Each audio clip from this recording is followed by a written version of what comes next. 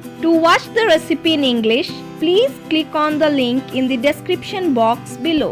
नमस्कार फ्रेंड्स, मु जयश्री आपण मानक मो चैनल कुक स्माइल शेयर रे स्वागत करुछि। आपण माने अंडा तरकारी, अंडा भुजिया, अंडा चिल्ली, अंडा तड़का श्योर खाइथिबे, किंतु आपण माने अंडा गोलमाल कि अंडा घांट खाइचंती कि?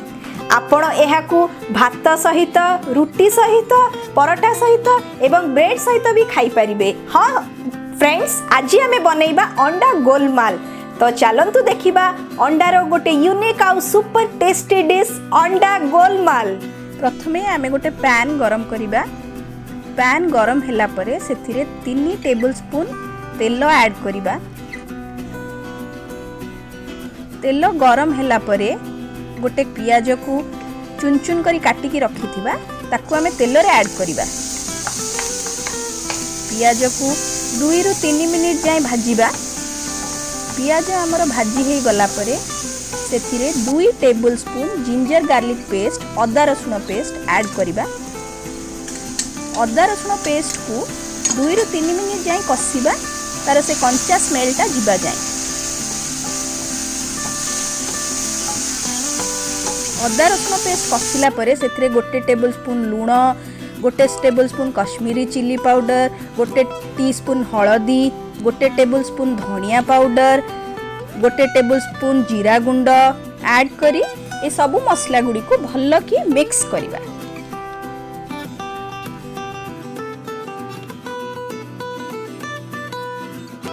मसला मिक्स करिकी आमे सेइथरे गोटे टमाटो को चुन चुन की काटिकी रखिथिबा छोट छोट पीसेस रे ताकू आमे मसला सहित ऐड करिबा।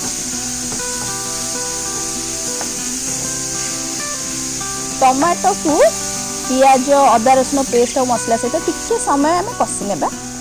एबे आमे गोटे बाउल रे ग्रीन पीस नैथिबा, ग्रीन मटर, से मटर को आमे ऐड करिबा एई मसला सहित। मु 4टी अंडा सिझेई की रखिछि। ए अंडा को आमे ग्रेटर रो बड़ साइड रे ग्रेट करिबा।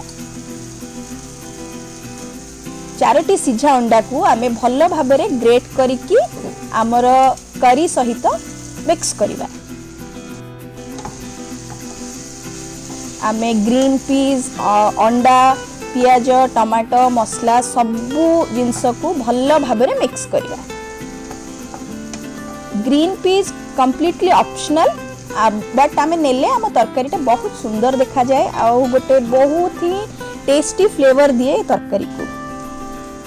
एबे आमे आधा कप पानी दबा। आधा कप पानी ऐड करिकी मिक्सचर को भल्ल भाबरे पुणी मिक्स करिबा।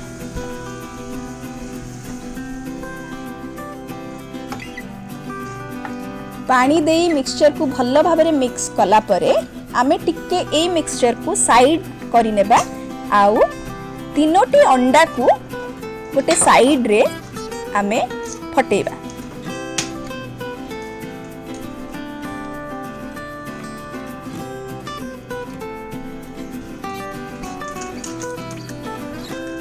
तीनटा अंडा फटेला परे आमको ए अंडा को स्क्रैम्बल्ड एग्स भलिया करियार अछि किंबा अंडा भुर्जी भली करिवार अछि।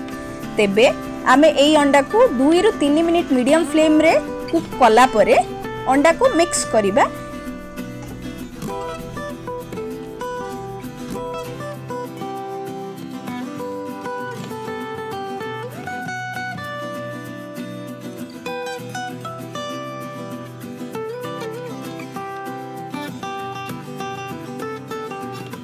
एबे आमे देखु छी हम अंडाटा ऑलमोस्ट हेई जाईची। तो आमे अंडा को मिक्स करि नेबा भल्ल भाबरे भुर्जी भली ताकू छोट छोट पीसेस करि नेबा मिक्स करिकी। एबे हमर एई स्क्रैम्बल्ड एग्स आउ एग मसाला जो आमे बनेइचे से 2टी मिक्सचर को भल्ल भाबरे मिक्स करि नेबा। अंडार जो भुर्जी बनैले आउ मसला अंडा को मिक्स करनेबा। एबे मो एठी गोटे टेबलस्पून चाट मसला ऐड करनेबी आउ गोटे टेबलस्पून कस्तूरी मेथी ऐड करनेबी। कस्तूरी मेथी और चाट मसला हमर एई तरकारी को गोटे बहुत बढ़िया फ्लेवर देई थाए, जोटा बहुत बहुत बेसी टेस्टी लागिवो। एबे एठी मु गोटे कप पानी ऐड करी, गोटे कप पानी ऐड करने भी। पानी ऐड करके ये सब मिक्सचर को भल भाव में मिक्स करने भी। पूरा मिक्सचर को भल भाव में मिक्स करला परे मु कवर करने भी आम तरकारी को 2 ରୁ 3 मिनिट जाए मीडियम फ्लेम रे तरकारी टिके फुटिला पर्यंत। तापर एथिरे मु गरम मसला ऐड करने भी और 2टा कंचा लंका ऐड करने भी। गोटे स्पून गरम मसला और कंचा लंका ऐड कला परे आमर अंडा गोलमाल करी रेडी। किंतु ए तरकारी को आमे गोटे भल कलर दबा पई मु गोटे टेबल स्पून बटर नेछि। से बटर गरम होला परे सेइथरे कश्मीरी चिल्ली पाउडर ऐड करछि। मु गोटे रेड सॉस बनैबी। से रेड सॉस को ए तरकारी ऊपर स्प्रेड करके आमे पकेबा। विश्वास करंतु आपण ये तरकारी निज घरे निश्चय बनेबे। एटा बहुत बहुत इजी आ सुपर टेस्टी अंडा गोलमाल तरकारी एबे हमर प्रस्तुत हो जाइछि। जदि आपण मानंकु मोर आजिर ए डिश भल लागिला तेबे लाइक कमेंट और सब्सक्राइब करने को भूलिबे नहीं। आशा करूछि आपण माने ए डिश बनै कि निज फैमिली और फ्रेंड्स को सहित शेयर करिवे। रहुछि नमस्कार।